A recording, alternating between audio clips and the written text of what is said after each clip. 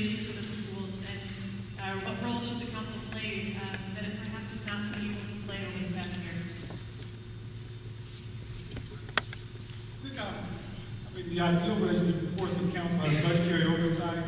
The council has, legislative, we can do legislation. But what I think we need to be, that we haven't been, is we've got to adjust this culture.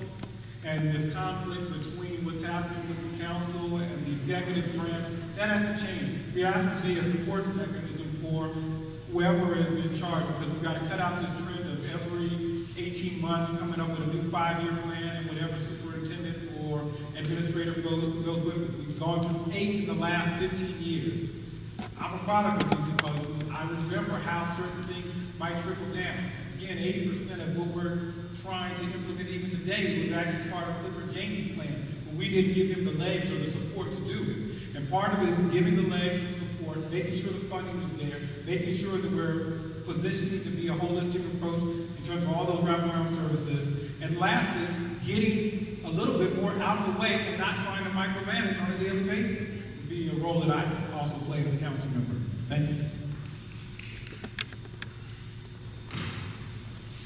As already has been touched on, we're in this new system now. The mayor's taken over the schools. We finally have accountability for the first time in years. We are moving in the right direction. Of course, in the next 3 to 5 years, we will be able to analyze that more completely. And at that time, we will see it is the results of not only the mayor and Chancellor Reed, but those that came before them. What's unique about it is we are letting this go forward, and the council and the superintendent and the school board and the mayor aren't getting in the way of each other. The council, I think as a member of the council, it's important to provide some oversight over the schools, obviously, but like I said, Reed and Fenty are moving in the right direction. With regard to the charter schools, I believe that we need to let them grow. There's no question about it. And right now, the council does get in the way of the growth of charter schools.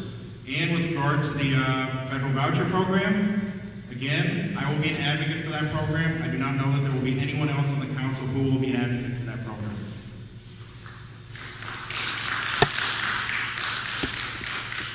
The council is starting to show some backbone. I applaud that. They're starting to actually demand that the Fenty Reed quasi-dictatorship answers up to its acts. Yes. And I support that. If I got on the council, I would be even more vigorous. I would go out in front of the Wilson Building and help organize parents and teachers. And I'd use my office as an organizing center. Or what else would I do? I would take the differential of my salary at Howard and my council salary and use that money, it'd be about $30,000 to $40,000 a year, to fund these groups that are organizing. Because the bottom line is that democracy comes from below. We don't get democracy imposed from above. It's not democracy, it's dictatorship.